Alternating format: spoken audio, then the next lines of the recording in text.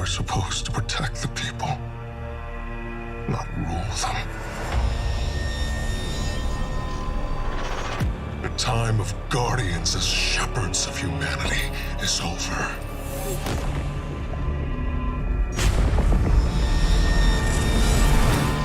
No!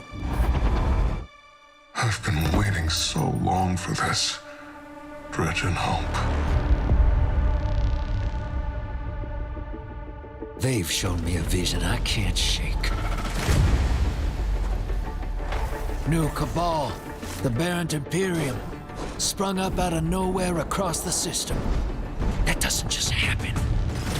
It's the Nine, and I'm putting together a crew to prove it. What do you say, Weapon? Welcome to the new Mars. Now the only law on Tharsis is the gun on your hip and the light in your hands. You'll do well here.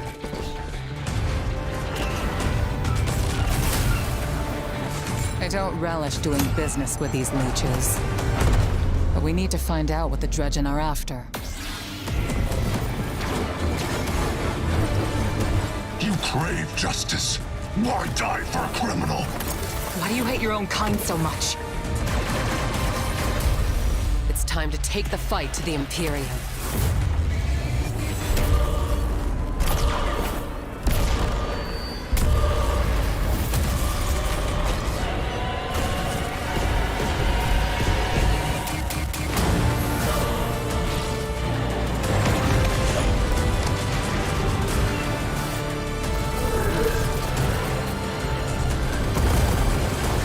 Finish it.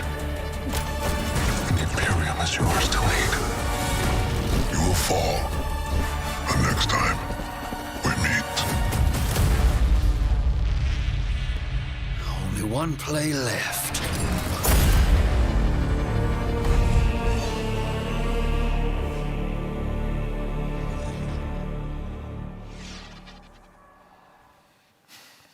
All right.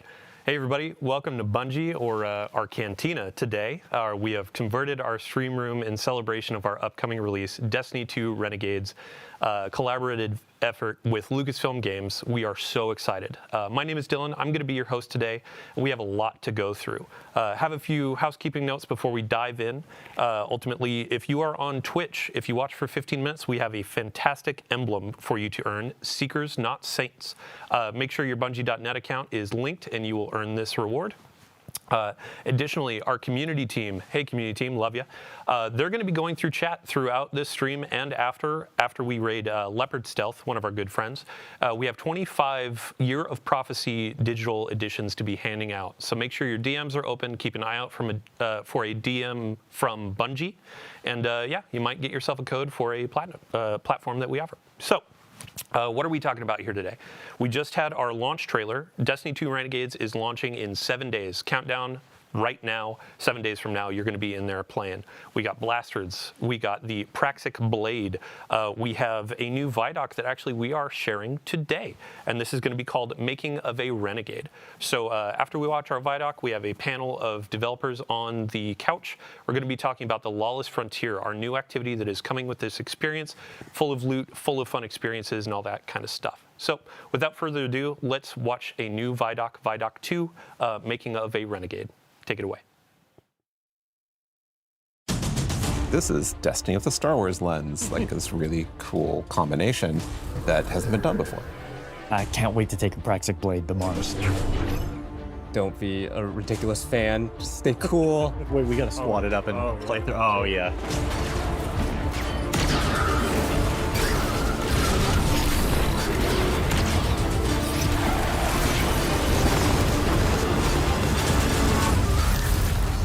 This is why we got into games in the first place.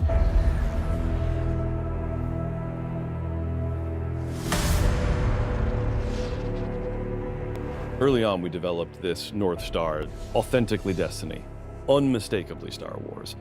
It has to be something that feels like a Destiny story. It can't feel like a one-off. This can't feel like a side quest, right? Like this has to be a continuation of the Fate Saga. I had this vision. I knew it came from the Nine. but with Star Wars beats and Star Wars visuals. This was uncharted territory for Lucasfilm Games, and that this is the first time we're telling a story inspired by Star Wars within a different universe. At the heart of, like, I think every Guardian's identity is like this healthy, independent, rebellious streak. We were excited to actually explore that scoundrel fantasy, bounty hunters, the syndicates going out and doing jobs with a ragtag team.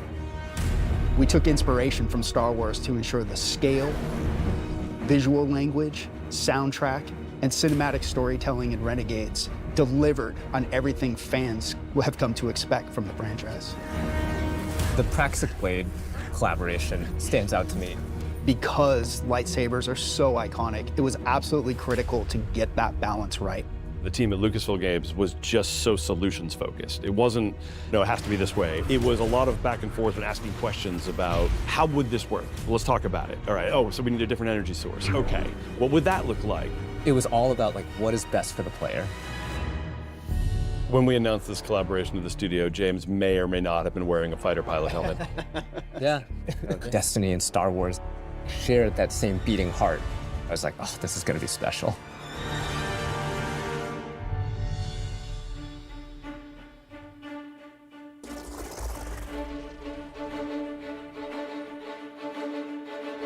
We were given such a unique challenge. How can we achieve the aesthetic and the feel of Star Wars without losing the narrative threads that we've created so far for Destiny at the same time? It wasn't until we found our footing with creating a foundation in Destiny that things started to click together.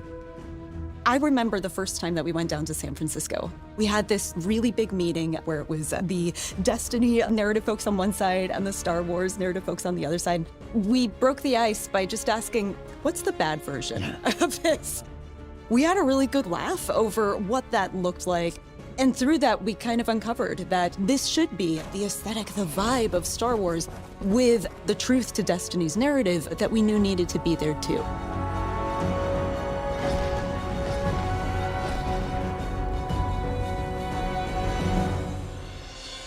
We begin 2 months after the Edge of Fate has happened. The world has moved and changed, and we're still trying to figure out what Binding the Nine means.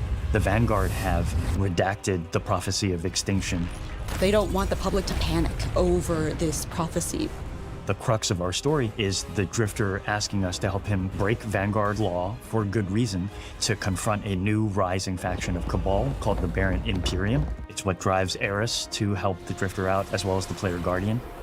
When we were thinking about what kinds of characters should be in this release, we thought about the kinds of archetypes we see throughout Star Wars. Yeah, and Drifter is an easy parallel. He and Han Solo share a cocky attitude, both former criminals. In Star Wars, there's a plethora of sassy droids. We have our own version of that through Ghosts, and Blue is no exception. Oh, look. Thanks for nothing. Blue is a Drifter's ghost, and I think as soon as people hear her, they'll be delighted and incredibly surprised. Our voice cast is stacked. Dredgen Bale is portrayed by Alex Lee, who is amazing. You are supposed to protect the people, not rule them. And we also got Hollywood actual royalty Danny Houston to play Premier Loom, the head of the Barren Imperium. Being able to work with someone from that kind of IMDb page was such an honor, and I was completely normal the whole time. Surrender to the Barren Imperium. Loom became this sweeping militaristic figure that I think is going to be a really good parallel to Grand Moff Tarkin or other evil military leaders from the Empire. So even though we're introducing new characters, we're still looking backwards at some of Destiny lore's most long-standing characters. Honor is another example of that. She's our Praxic warlock. She's loosely meant to be a parallel to something like a Jedi in Star Wars. She was part of a Vanguard internal affairs group that would police Guardians on the usage of darkness. Don't make me regret abandoning my post to help you. Not now, Honor. Yeah, she has to grow up with the times a little bit because the world has changed and a whole lot of people are using darkness now, and she gets to grow and kind of ask herself, like, am I still adhering to my own values if I allow myself to be open to these kinds of ideas? The Drifter belongs with us! The Drifter left your cult long ago.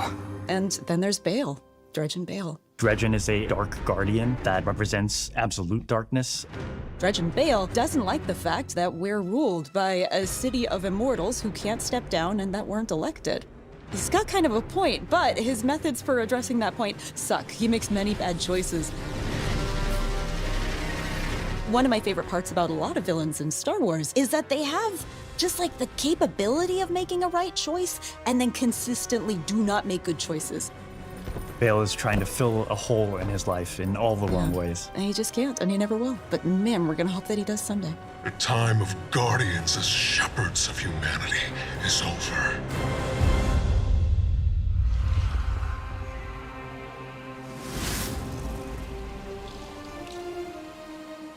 This has been an opportunity where you love Destiny, you love Star Wars, you want to do something with both. What are you going to put into it? Oh my God, it was such a challenge at first, finding that sweet spot of how do we make something that can live in both worlds and not feel out of place in either, but also feel totally new and exciting. It wasn't always about where do we find the exact middle ground, 50-50 Star Wars and Destiny, because at that point, you're feeling almost a little derivative. There's those moments along the way when we were like, this is just Star Wars. This is not the purpose of the collaboration. We want to have something kind of new that makes you think of both. I remember when we were trying to figure out what we're going to do with our new Cabal. We started in that place where it's just Cabal wearing a stormtrooper outfit. Yeah. But it wasn't until we injected more of that weird alien design of a lot of these armor sets. That was kind of what switched it over from this is too derivative to this is really working. I think it comes through in the visuals and every single map. There are little Easter eggs and little treats here and there that we hit around, and Lucasfilm Games has been awesome at collaborating with us and even putting some of their input onto our maps so we can really give the players something exciting. The switch flipped in my head like, oh, we would never have done this without this collaboration was the Syndicates. Yeah. We're going places with the Vex and the Elixni and the Cabal that we really weren't going to go before. Oh yeah, and trench coats. And trench coats, yeah. We have Vex in trench coats that are playing cards. It's so awesome, and I don't think we would have dared do that if we didn't have this opportunity. No, and it was the perfect time in our universe to do it too. The Star Wars fans on the team just start coming out, telling their stories about what they're excited to build, and far be it from me to get in the way. We make a lot of weapons in Destiny. How do you take a weapon in Destiny, which we have literal like 4 digits of guns, and understatement, right? And make something that feels new, but also does justice for Star Wars. And Blaster was really obviously the choice. They're roughly in 2 groups. There's dynamic blasters, which are intended to be harder hitting, firing a ton. Brute force. And then we have a number of balance blasters. As you're shooting, and the heat is building up, you're going to have a venting opportunity where you can hit a perfect vent. It's like functionally a reload, so you can start shooting again much faster. Sweet. I gotta ask though, what about those Cabal blasters? Are they accurate? What difficulty are you playing on?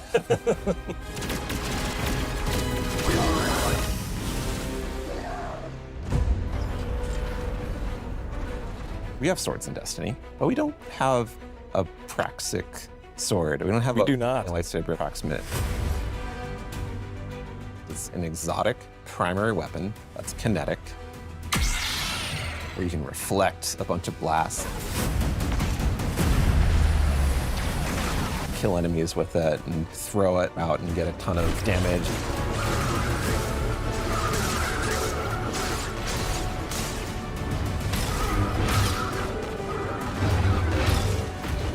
Having the sandbox be able to explore this new like ability ecosystem with Renegade abilities. We've taken so much of this opportunity and turned it into what we can like grow. Every corner of the game, from the art, the design, the audio, the music, the UI, the rewards, completely infused with the magic of the collaboration. It's really been a real treat to be a part of. Yeah, it's super satisfying.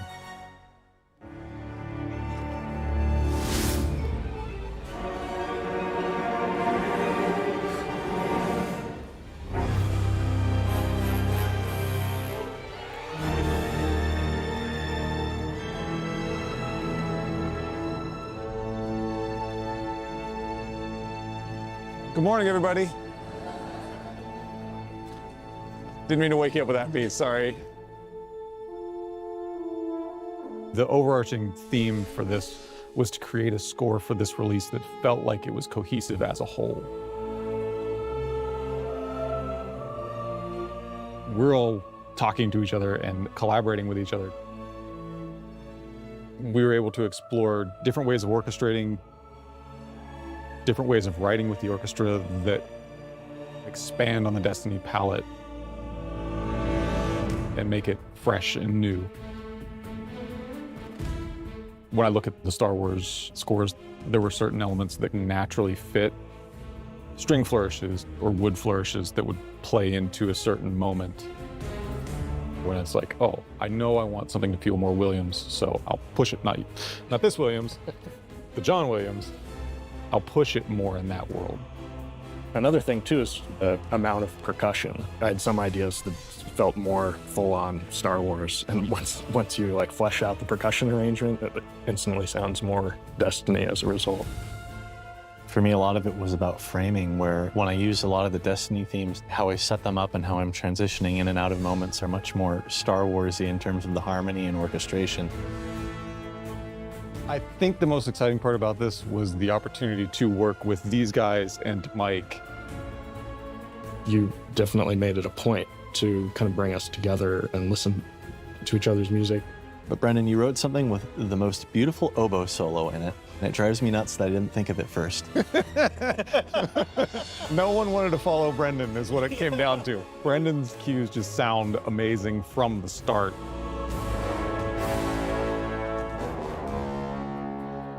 I remember, Nolan, your first high action cue.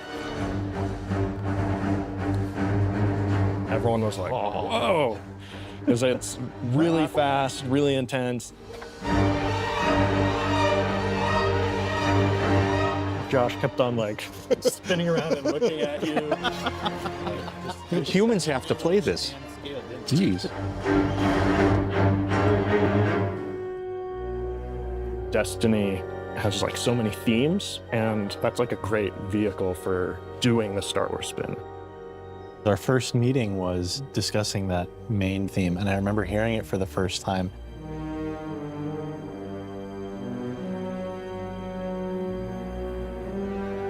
And everybody kind of perked up when we all heard it. We're all having ideas that were just a little bit different from one another. That was all sort of impacted what the final version of the theme was.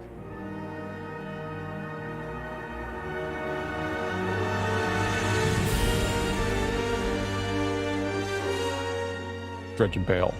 That kind of teed off the main theme, and the fact that we were exploring the idea of this kind of anti-Guardian character set in this story of scoundrels. We wanted something that would be a backbone to tell a longer arc story. It has a layer of ominousness to it, it has a layer of mystery to it, but it can be turned other ways. I felt a sense of menace. Yeah.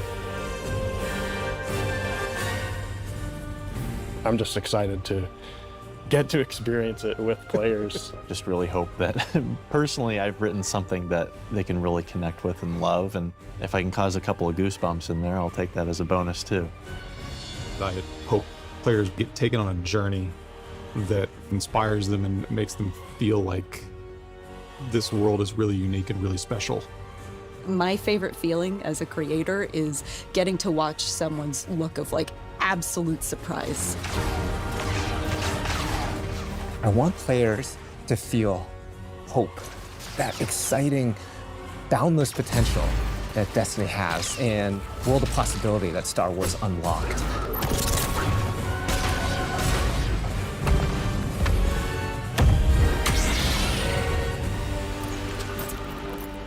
I've been waiting so long for this.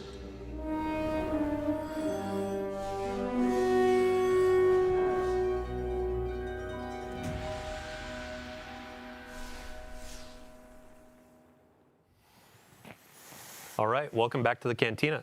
So what you just saw was our second ViDoc, Making of a Renegade, or What It Takes to Make a Renegade. This is our moment to really peel back the curtain and show you how games are made. It's a monumental effort, and what you saw, it was a mix of our narrative design, audio, our collaboration efforts with Lucasfilm Games. Many thanks to everyone involved. Also, a few folks that weren't pictured there, ranging from design, production, test. Even a shout out, I got to give it to IT for keeping our computers running, and our services folks too for keeping our servers running. So today we're going to be talking about the Lawless Frontier. This is our new activity coming with Destiny 2 Renegades, and we have 3 developers on our couch to talk us through what we're seeing. It'll be a fun deep dive. So without further ado, let's get some introductions. Eric Smith, we're starting with you. DMG, Damage 04. Yes, my name is Eric Smith. I am a combat design lead on Destiny 2. You may know me from my work where I was the design lead on the Strand subclasses. I started kind of making the stasis abilities, and most recently the Renegades ability buffs. Awesome. Yeah, next up, Tom Farnsworth. This is the first time that you and I are in a stream together, but a quick introduction for folks that may not have seen you in previous ViDocs. Yeah, so I'm Tom, the creative lead for Renegades, and I've been at Bungie for like, I don't know, I can't even remember, like 13, 14 years. Worked on Destiny 1, Destiny 2. The highlights were probably like Dreaming City, Season of the Splicer, 30th and Into the Light were the most recent things I worked on leading in this, but this has been an absolute blast to work on. Awesome. Yeah, thanks for joining us today. And last but not least, our grid skipper aficionado, Taylor Bjorndal. How you doing? Great. Yeah, Taylor Bjorndal, associate weapons designer, here to talk about all the rewards and blasters and the practice played and all the other stuff we made for you to chase. Awesome. Yeah, so just for folks, if you end up missing anything, if we go a little bit fast, we got a lot to pack through. We'll have a VOD on Twitch and YouTube after this. And if you missed our ViDoc or the launch trailer, those will be uploaded as well. So what we're seeing on screen right now, we're launching into our Lawless Frontier activity. Tom, I would love to put the spotlight on you. Let's give a quick description. What is the Lawless Frontier? So the Lawless Frontier is our core game mode in Renegades. You're going to play through some of the campaign, but it's really what comprises our end game. And the idea is that you're a renegade, you're taking on these shady jobs like bounty hunting, smuggling, and sabotage from our syndicates, and you're doing so to increase your notoriety, your power, and your riches, and of course to get some sweet loot. Yeah, and when you talk about bounty hunting, sabotaging, that kind of stuff, those are different types of this activity, right? Yeah, their bounty hunting is all about taking out a key syndicate boss. Sabotage is about blowing the heck out of everything with your renegade abilities, dropping airstrikes on Cabal vehicles, and smuggling is about grabbing everything that isn't tied down. Yeah. In true fashion, when you're going into a dangerous spot, you got to just grab whatever you can find, right? Yeah. So today we're going to be focusing on a bounty hunt, and I believe you said this is kind of like a quintessential Destiny vibe of an activity, right? Yeah, it's probably the closest to a traditional Destiny activity, but you're going to start in the ready room, which is kind of a unique experience, and you're going to be able to pick your renegade abilities in there from your little shank buddy that's in there. You'll hop aboard Hawk, and you'll drop down to the destination. You can see we're already in on one of the Mars maps that we have. There are all these jobs take place across Mars, Venus, and Europa, and there's 2 maps on each destination. This is Hellas Fortitude, and right now we're doing a bounty hunt, and we're working to draw out the intel officers to track down where our target is. After this, there'll be resurgence of the security forces of that target. They'll have a classic boss fight, but with a bunch of wrinkles thrown in for gameplay here of things, hazards that are at play, your abilities, maybe an invader, which we'll talk about later, and then you'll exfil with your bounty and get some loot and take that back to our social space, Tharsis Junction, where you'll be able to spend your currencies to buy some of the cool blasters, or maybe some of the cosmetics and customizations for the practice of Blade we're going to talk about later. Awesome. Yeah, and I mean, so as we're going through this, we're going to be seeing a lot of abilities that players know and love on screen, but we have new abilities, renegade abilities, that are going to be for this activity. And Eric, you're going to be our person of knowledge here. Yeah. What do we got on screen? Yeah, so Renegade Abilities is a new ability system we have in Renegades. What you do is we have a brand new button for you to press. It's going to be R3 on the controller and then Z on the keyboard. And that's going to kind of switch you into a different mode that gives you new abilities for your grenade and your melee. That sends out one of these tokens. we have here on the screen, you can see we have one called Revitalize that heals you and provides you with ability energy. And then we have the other one, which is the Deflector Shield, which is this zone I can sit inside and shoot out of, and it blocks all the incoming damage. It's also going to, for my allies who are inside the shield, it will amplify them and then jolt any enemies who pass through it. And all of these have 7 levels of upgrades. So when you first start, they will have certain functionality and certain strength, and as you upgrade them, they're going to get better and better. And they really change the gameplay, right? Like they're kind of these pocket supers almost, that as a hunter, I'm able to be like, I'm going to build support, right? I'm going to choose these 2 support renegade abilities and make sure my team has what they need to survive this tough environment. You can also see in this mode we have non-regenerating health. So things like that Revitalize renegade ability are really going to come in handy to be like, we need to take a break and heal. Let's pop over here to some safety, and anyone can build into that if that's what they want. You know, we have things like vehicles that you can pull in, or you can call down from your ship. So that's one thing. There's so much to talk about. Yeah, well, before we get to the ship, actually, let's talk a little bit more about the health mechanics in here. Because we had this in some previous activities like Nether, and we got a ton of great feedback on like how much you get back, how you get it back, and I've seen already in this activity, as you're going through, there are some pots. There's some ways that you can get it. There are the Renegades abilities. But Tom, if you want to talk a little bit more about it. We took Nether as a base, but I'd say this is a little bit more forgiving. The way that health works is, you've got a large pool of health. It does not regenerate at the top level, but if you get down to 0, it will regenerate to the base shield, so you have some of the red flashing screen. And you can either use a normal sandbox like a rift, a healing support weapon. You can crack open these pots that have those little healing orbs you can see on the screen to get some of your health back. Or you can use things like Revitalize and like build your Renegade abilities into kind of dealing with those kind of challenges we're putting in front of you. And one thing that I really like about this mode is like we've got Expert, Master, Grandmaster, and on Grandmaster you're really gonna need to use all these abilities that kind of like coordinate with your teammates and kind of build a loadout to kind of conquer the challenges we put in front of you. Awesome.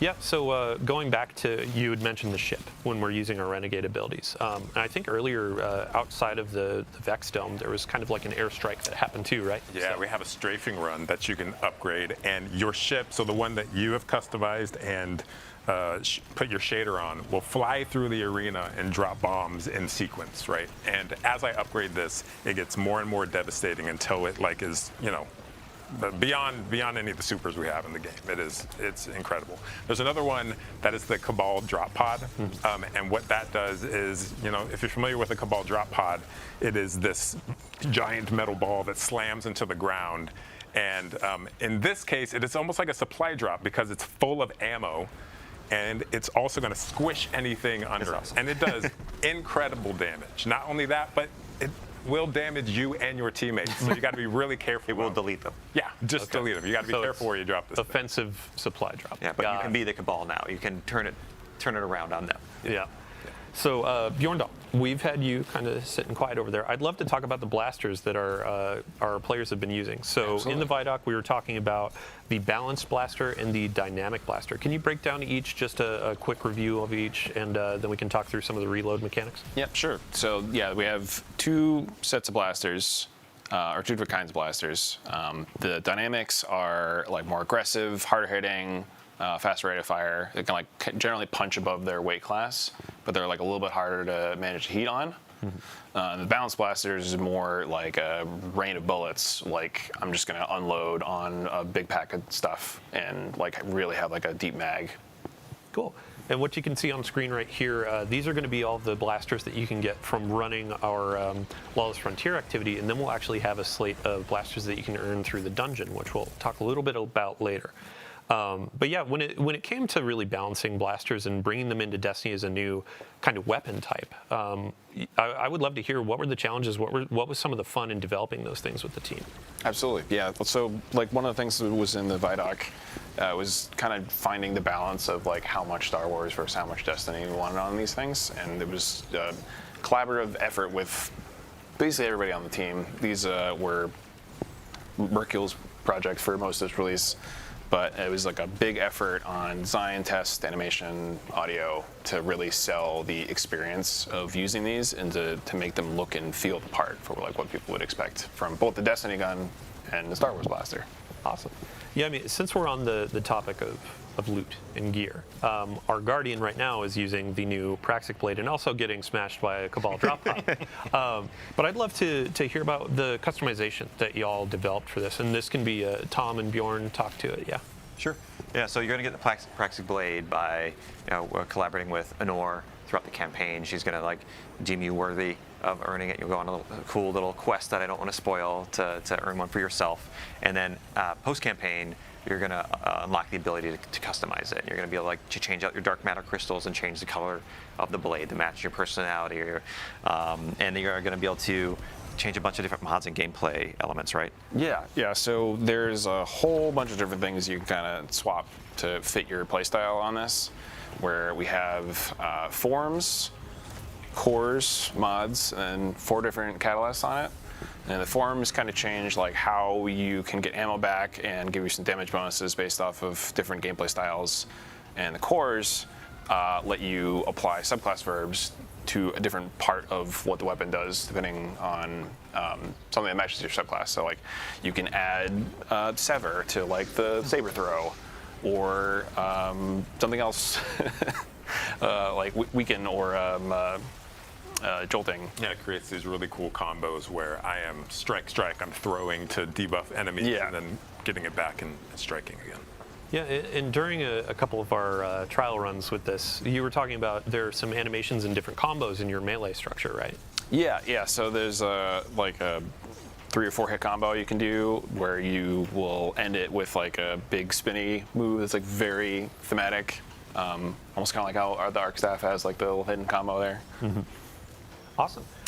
I did want to call out, we also saw the Renegade ability, the turret that we have. It is called the Piker Mortar, and it is like the strongest turret we've ever built. Like it is, it has crazy range, crazy damage, and is a really nice, I'm going to throw this thing out to manage this part of the map. Yeah, while I deal with other stuff. Perfect. Yeah, and, so as we're coming to the end of this activity, I'd love to just know kind of some of the narrative dressing. So as you're going into the Lawless Frontier, it's our activity, but also kind of like the feel of this experience.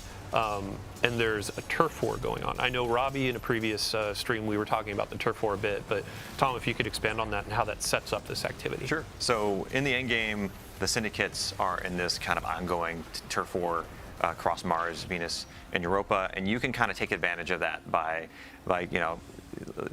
taking on their contracts that they offer and kind of winning out the day for them. But in doing so, you can extract maximum power, profits, rewards from them, and you can take anything you earn through engaging in these jobs and completing these priority contracts they offer. You can go back to the social space. You can they each have their own reward track, like the Pikers, the Tharsis Reformation. They offer weapons to unlock, new abilities, upgrades for those abilities. Some elements or mods for the Praxic Blade, and a whole bunch of other things like some shaders too. So you can kind of like rep your favorite syndicate on your armor, which is pretty cool.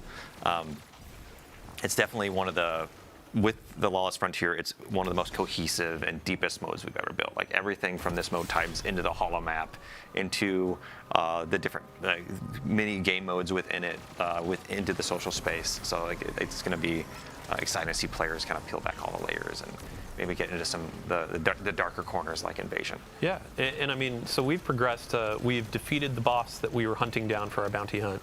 And this portion of the activity is kind of emblematic of we're in a Lawless Frontier that's dangerous. Even after you've finished your objective, now it looks like you got to fight your way out. Yeah, so every job in the Lawless Frontier, in this case bounty hunt, like it escalates over time. So it gets harder the longer you're there. So there's real pressure to get in, do your objective, and get out.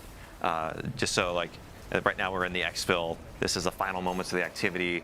You send up a flare, you call your ship in. The Cabal are pouring down on you here. You're throwing out your Renegade abilities, and you're just trying to survive until your ship gets there. In this case, each of the 3 jobs, bounty hunt, smuggle, and sabotage, have their own unique mechanic.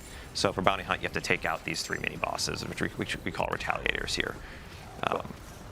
Yeah, so as our fire team is fighting their way out, we actually do have a preview of a fun exotic that's coming with the reward pass in Destiny 2 Renegades. I believe we have a preview that we can share. But Bjorndal, if you could give a quick overview of our exotic machine gun. Yeah, so this is the Service of Luzaku. It's a very unique machine gun. It's almost like a necromancer, broodweaver theme, where you turn your enemies into these little nests of threadlings that you can like shoot and then spawn more and like build it up to control like a space. Mm-hmm. Yeah, and threadlings just got a buff, correct? Threadlings did get a buff. They're smarter than they were before. Yeah, and sorry, to segue more appropriately, over the last few weeks we've been doing a series of blog articles with y'all on the Sandbox team talking about the core game updates coming to Destiny 2 available to all players. So we have a lot of quality of life changes that are coming to your supers, your subclass abilities, all that kind of stuff that we just previewed yesterday. Mm-hmm. One of which, Warlock focused, was around threadlings, your strand abilities. Yeah, if you want to cover that really quick. Yeah, so you can see here the Warlock is moving while rifting, which is a huge kind of quality of life upgrade that allows you to dodge attacks, get into cover, close the gap while you're casting your ability. Works really well with the new Warlock exotic as well. So there are, if you haven't seen that article we put out yesterday, please check it out. There's a lot of great buffs. We've shown hunters a lot of love. We love our hunters. We want them to feel powerful. Yeah, we saw some feedback with the exotic tuning article. Hunters were like, sure, wait, I want to see more, which in the future we will definitely have more. But in the abilities preview. Talk about the future, but we can't. But because there's a lot of exciting hunter stuff that we are working on. So with the abilities updates for hunters, Golden Gun got a pass? Yeah, so Golden Gun got a pass, does more damage, and now scorches on impact. We fixed an issue where you had to step outside of your well to get full damage. Now you can stay in the well. Outside of that, we saw in the gameplay gunpowder gamble. If you throw it and you shoot it before it explodes naturally, it does more damage, more radius, and also spits out little kind of seeker projectiles. Yeah, and as we're getting our loot, we need to cover the Titan changes for Sentinel. Sorry? Sentinel. Yeah, the big. Yeah, Sentinel Shield. We're excited about this one. So Sentinel Shield is getting a shift a little bit. A bit of a rework, right? Yeah, a bit of a rework. The usage rates weren't great, and we want to provide something that is kind of on par with Well, as far as like, what am I going to take into a raid to support my team? So in Renegades, your Sentinel Shield, as you're holding it up, your allies behind your shield are going to auto reload, and there's just kind of rhythm to it. So if you can fire at the right time, you can just be like rocket, rocket, rocket. So like the actual like damage increase is big. Mm-hmm. Not only that, but as I guard my enemies and the shield takes damage, I'm charging this bar up that charges up my shield throw.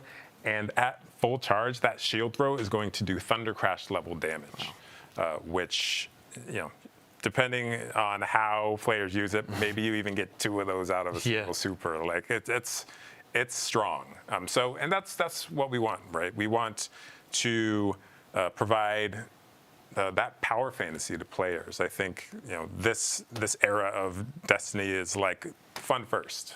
Yeah. We want players to have a great time and feel overpowered. I'm going to hold you to it.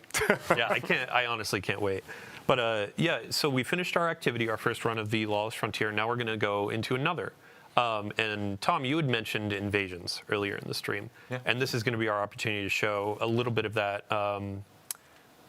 flavor. We're going to look at some of the UI in the orbit screens and our new holo map. And then we're going to show what it is to be invaded, new optional activity type as well, right? Yeah. So in Invasion, like you might be familiar with Gambit. This is kind of like a new take on that kind of familiar mechanic here in Renegades. And we want players that kind of take on the role of a bounty hunter working for the syndicates, tracking down these renegades that are messing up their their operations, taking out their commanders, stealing their stuff. And so you get to be kind of play on the other side here. You get to play on the opposition. So you're allied with all of the enemy combatants on the field. You can kind of wade in amongst them and pick and choose the strategic moment where you want to kind of like lash out at these players and like steal their bounty. Yeah. And so how do you launch into this?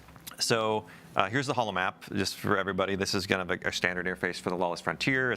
This is how you access the social space, all of our jobs, and then in the end game we unlock the yellow node, which is invasion, and the red node, which is the contested territory. So we can take a look at the contested node here. This is where all like every day the syndicates are fighting over one of the maps on each of the planets, and you can kind of, as a defender, kind of throw in your pledge to the side you want to fight for. But these are also invadable nodes. So one thing I want to highlight is that invasion is opt-in.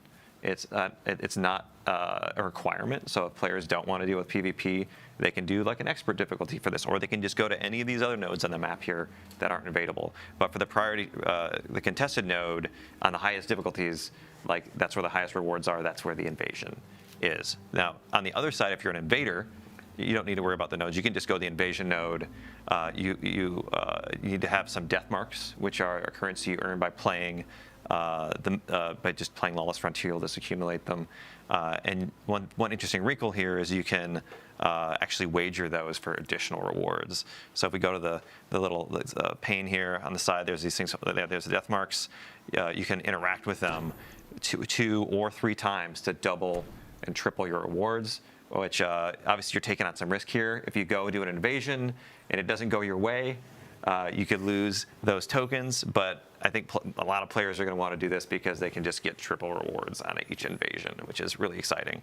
And on the other side, for people being invaded, if you take the invader down, you're going to get more time on the clock. You're going to get some revives back, and every time you kill an invader, they have the chance to drop extractables, which are rewards you can dunk at the end of the activity to get bonus armor, weapons. Yeah. Stellar. So let's get our invader launched in here. We'll go back to our gameplay team. Yep. But while we're loading in, let's talk about what is the actual approach to invasions. What are the objectives aside from seeking out guardians and destroying them? Yeah.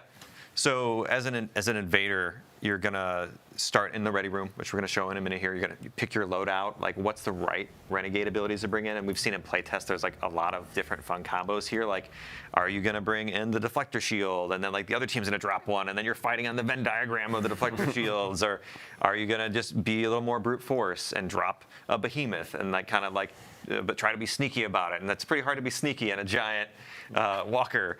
But you want to really pick those moments as the invader, because your goal here is to get 6 kills or 3 kills and 3 caress. Like you've got 6 points you need to get. You've got about 5 minutes to do it. You've got 3 lives.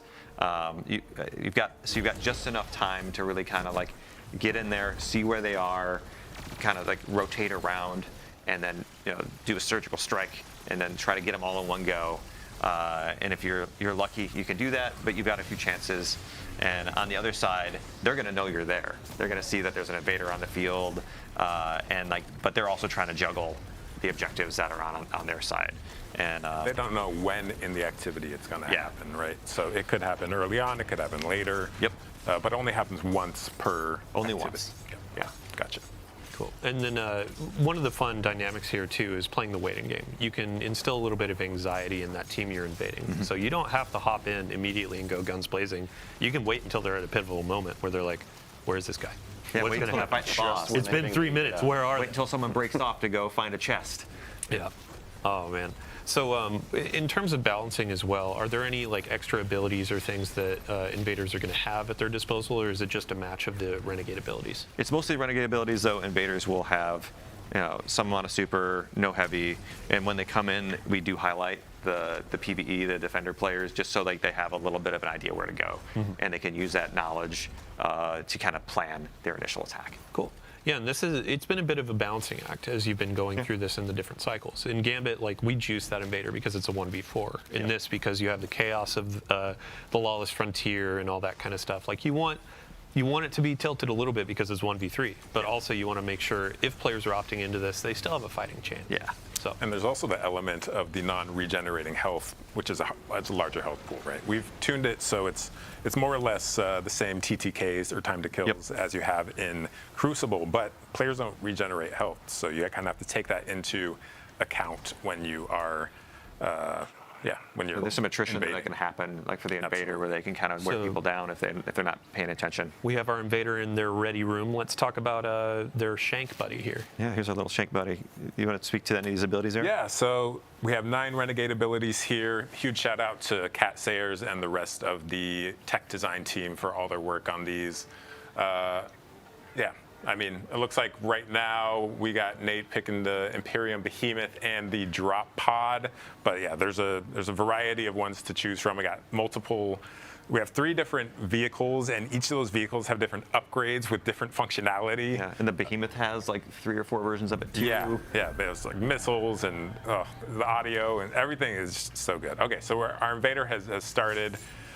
It looks like moving toward our targets and preparing to throw that coin. So you can see there they clicked that right stick, and that is going to ready the ability. They then throw the ability and just drop the drop pod to get some heavy ammo. Yeah. Yep.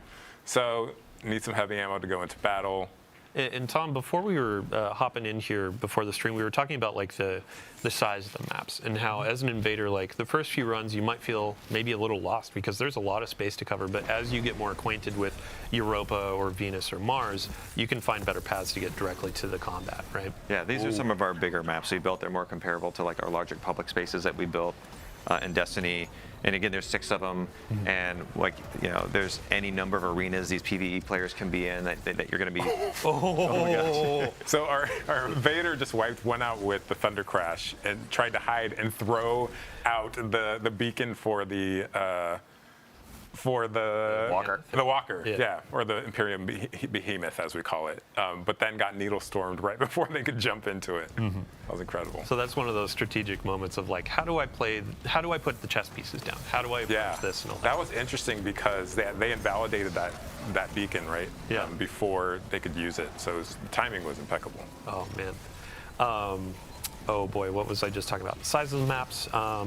Yeah, in rewards, I wanted to ask really quick too. So as you're wagering, you add more and more. Is there like a cap? Is it double the amount of rewards, or do you have? It goes up to triple. So each additional death mark you put down is we'll double or triple it. Here we go. Trying again. Here we go. Jumping in. We're already taking a lot of damage. And the more I don't know if he's gonna do it. Oh, he bailed. Oh, did they get him? Who got who? Oh, we had so many conversations leading into this of like, hey, we need to make sure Nate hold back a little bit. And now I think one of our gameplay folks is just like, oh, Nate, you're mine. Deleted. Yeah. No, going back to rewards, the better you do as an invader, the more rewards you're going to get. So each kill, each crest you put on the scoreboard equals more rewards. And then those get multiplied by your wager. Cool. All right. So Invader got defeated twice. The Invader has, you said, 3 lives? 3 lives. And then you can see up at the top of the screen it says Invader present still. So they're oh, he's coming back for revenge. Oh, and it's immediately shut down. Shut down with the 3. I'm never gonna let Nate lose this with the 3 coin wager too, or the 3 death mark wager. He made a little bit there. Good job. So that's the I'm gonna put a little elbow in the ribs, the gambit you're taking. Ha ha ha ha. So, all right, we've gone through some Renegades content, rewards, all that kind of stuff. I would love to shift focus a little bit to our general rewards update. So in the portal, in a bunch of different activities, we're going to have some new weapons that we're offering. We also have an armor refresh for a bunch of our activities. And Bjorn, I'm going to put the spotlight on you. So starting with our Vanguard Ops sort of armor set, this is going to be earned through Solo Ops, Fireteam Ops, and our new Arena Ops activity, which is bringing back 6-player activities to our portal, which is really exciting. It's going to be kind of like your militaristic, hey, I'm a grunt. I'm getting in there. I'm fighting the dark forces. The weapons, Bjorndal, up front, we have a new pulse rifle. What do we got? Yeah, it's a new arc rocket frame pulse rifle. So you have an energy slot option now to go with your mid retrograde A lot of excellent perks on here. I know a lot of people love the arc perks on weapons, and now you'll have it on a rocket pulse. And then we have a fusion rifle and a sidearm. Yep. Correct? Cool. And then we do have some weapons that we're not showing in this stream, so stay tuned for launch. But next up, we're going to have our Pinnacle Ops. So in our previous season, it was a kind of streetwear samurai, and this armor theme is Kendo. Kendo. And then we have 2 returning weapons that I know players have been pretty excited about seeing in the past. Some new perk combinations, but also a new heavy crossbow. Yeah, so this is a new Void crossbow to kind of fill out our elements for the crossbow now. And I think this one can get box breathing, which is new. Should be pretty good for what crossbows do. Oh boy. So box breathing, aim down sight, get extra damage, and then run up to the enemy. Box breathing doesn't apply to Serrated Edge, but you pull the bolt back out and do some more damage. That'll be a fun loot. Next up, Crucible. So this armor set is actually pretty fun. Over the years, we've done thematic sets tied to weapon foundries. So in the past, you've seen Showcae, you've seen Tex Mechanica, and now Suros is up to bat for the Crucible, and Shax is going to be handing these out. We also have some weapons up to slate. Fusion rifle is a returning favorite, I believe. Yep. Yeah, Riptide's coming back. We have a new aggressive Void hand cannon and a high impact machine gun. Awesome. And then let's see, last but not least, Trials of Osiris. So another offering for our PvP audience. A few eagle-eyed players may have seen this armor set yesterday, a little sneak preview, totally planned. But yeah, we have a new armor set for each class, and as you can see, coming back with the glows, so as you get more wins on your card, you can unlock gold or red or blue. And then we have some new weapons that are coming as well. Yeah, like this lightweight Void pulse rifle with your favorite model. I admit, since the set came out on the moon, Eris, all the crufty bits on it, cleaning it up, having, sorry, what frame type did you say? Lightweight. Lightweight. Chef's kiss. I cannot wait. And then I believe also we have a preview of a hand cannon. Now, one of our folks on the gameplay team over here was whispering in my ear day by day, night by night, that these rolls are going to be a bit juiced, right? Yes. Yeah, this is a pretty juiced hand cannon. It's got perks for both PvE, PvP. It's a Strand 140. You can get stuff like Lone Wolf, Precision Instrument, or Slice Explosive Payload.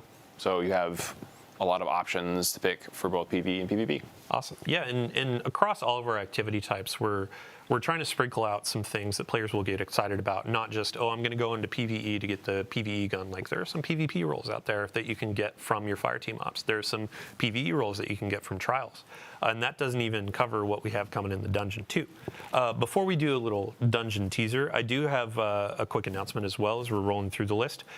We have an open access week that's coming on December 2nd. So for any folks out there that haven't played The Edge of Fate, that is actually going to be included in this open access week. So if your friends haven't played, if you haven't played, hop in, check out the beginning of our new saga, and earn some cool loot on the way. It's available to all players for that week, and it also includes some previous content as well, campaign and other. So let's see here. Dungeon. We want to talk about the dungeon. So Equilibrium. This is going to be our new dungeon. The race begins on December 13th at 10 a.m. So that's the second Saturday. We've already announced the time, but if you haven't penned it in, if you haven't gotten your fire team together, get ready for contest mode. For those that don't know what contest mode is, on day one, right at launch, this is going to be a very difficult difficulty tuned for competition. So if you want to go and try to be the world's first completion, this is your place to shine. And if you win world first, we have a cool trophy or some goodies for you. So contest mode is going to be available for the first 2 days, 48 hours of the dungeon availability. You can earn a really spicy emblem and some cool stuff as you go through that. And after world first has been declared, we will also have normal mode. So if you want to give a pass on some of that harder difficulty content, you just want to dive in and see what's on offer, that'll be there for you.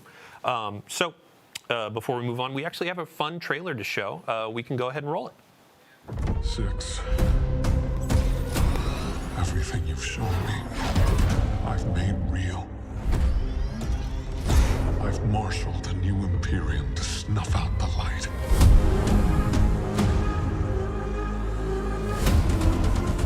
My violence is yours. You know what comes next. Give me strength.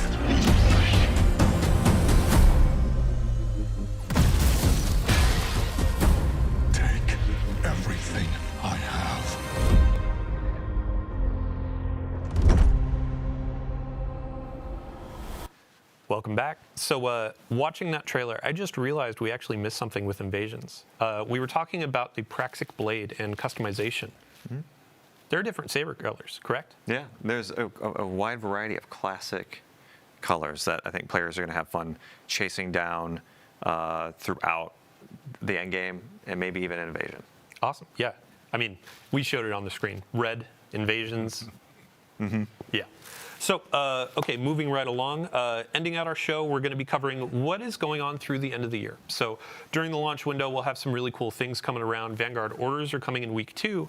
And then after that, we're going to have the Dawning returning. So this is our winter celebration, our event, inviting Guardians to hop in, play some activities, get some fun rewards, and bake cookies for their favorite vendors in our tower. So Tom, just a really brief description for folks that may not know what the Dawning is.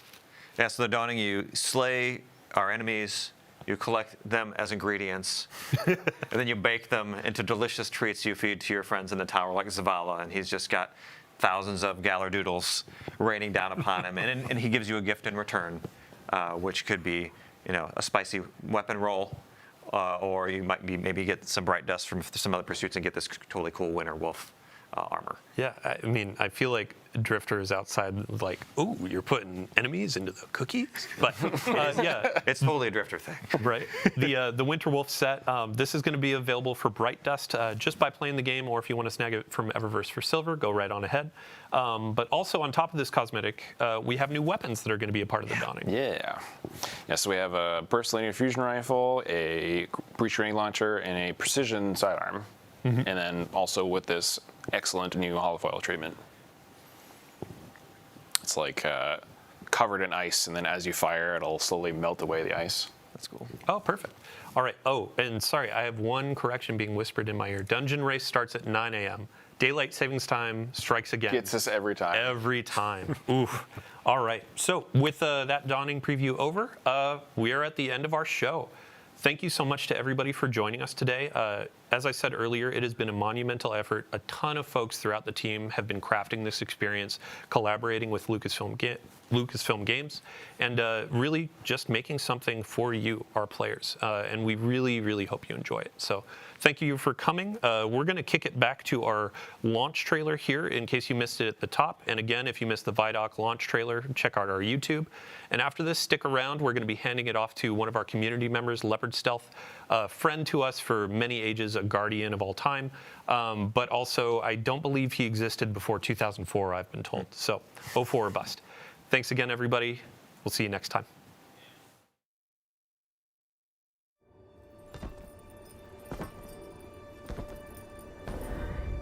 You are supposed to protect the people, not rule them.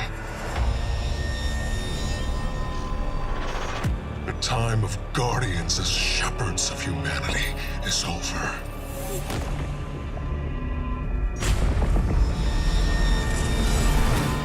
No! I've been waiting so long for this. Dredge and hope. They've shown me a vision I can't shake. New Cabal, the Barrent Imperium, sprung up out of nowhere across the system. That doesn't just happen. It's the Nine, and I'm putting together a crew to prove it. What do you say, Weapon? Welcome to the new Mars. Now the only law in Tharsis is the gun on your hip and the light in your hands. You'll do well here.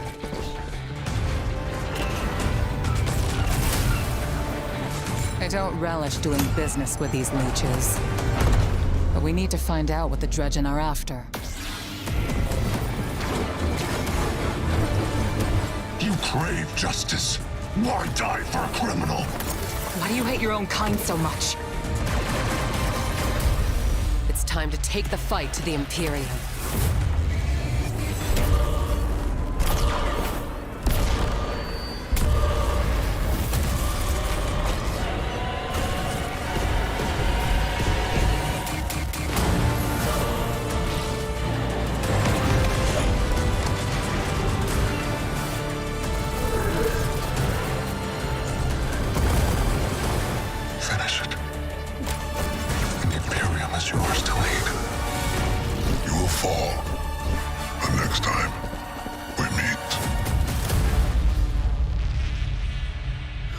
one play left.